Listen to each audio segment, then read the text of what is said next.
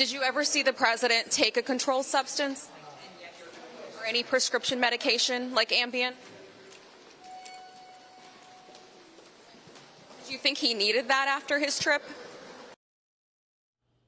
President Biden's former chief of staff, Ron Klain, there, dodging reporter questions on Capitol Hill Thursday.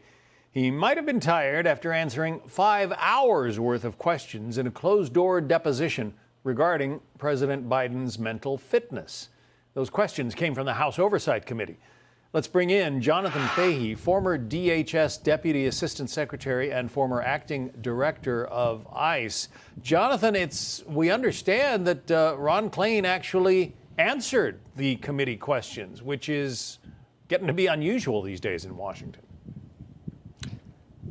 Yeah, that was surprising, at least to me, because we know his doctor took the fifth. We know, I think the deputy chief of staff took the fifth. I believe the First Lady's chief of staff took the fifth, meaning they all refused to testify on grounds that it may incriminate them. So it is interesting that he testified. I think he's in a little bit of a different situation because, remember, he left his role as chief of staff, I believe, in February of 2023. So he sort of has plausible deniability for sort of the decline of President Biden and could claim he wasn't as low functioning when he left and didn't really see all of these things. So I think that makes it a little different, although it is surprising that he did take the questions and, you know, I don't know all the answers, but we heard some of the things he talked about.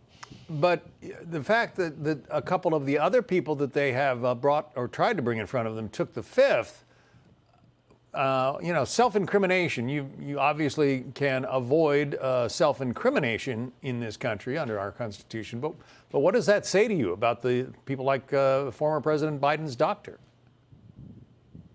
Yeah, it's pretty interesting because, yeah, you're right. You can refuse to testify if you have a reasonable belief that your answer would tend to incriminate you. It doesn't allow you to not testify if it would harm somebody else, nor does it prevent you from having to testify if it would embarrass you or make you look bad. So this means they at least have asserted they have a good faith reason to believe that their answers may incriminate them. So that's pretty interesting. And the doctor also asserted the doctor-patient privilege, which again only protects communications between the patient, Joe Biden, and the doctor, not all the stuff swirling around him. So it'll be very interesting to see how these pan out. But it's really not the end of the road by just taking the fifth. There are a lot of tools that the House can deploy, as well as DOJ can deploy, to ensure these people ultimately testify. But in the case of the doctor, can he say, look, he was my patient and doctor-patient privilege prevents me from disclosing what we talked about or how he was?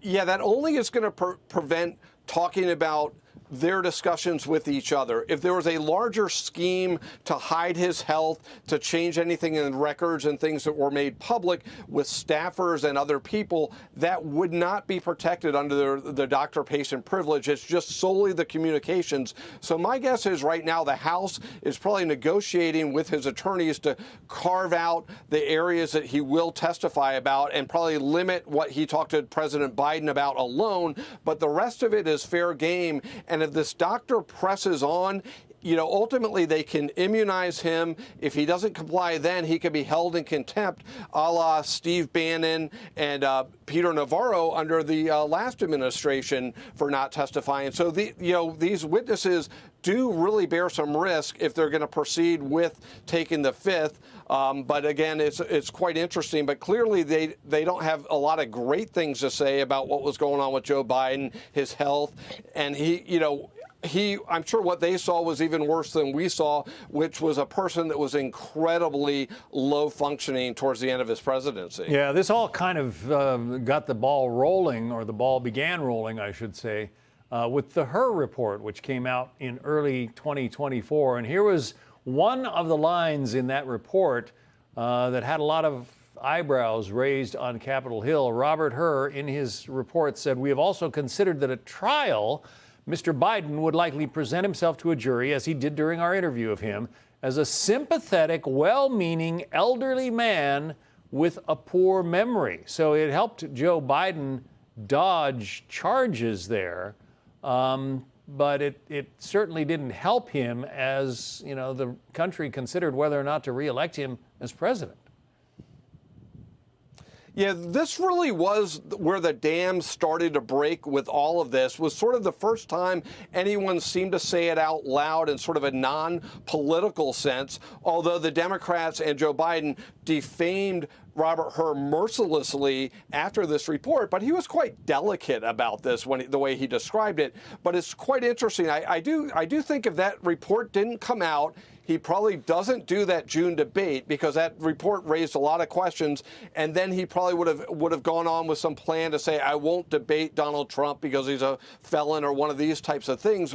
That's the road they were going down. I think the Hur report was probably one of the biggest game changers, because it forced a lot of people to face the reality that President Biden just was not functioning at a very high level anymore.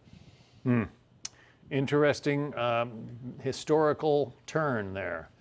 Jonathan Fahey. Jonathan, thank you.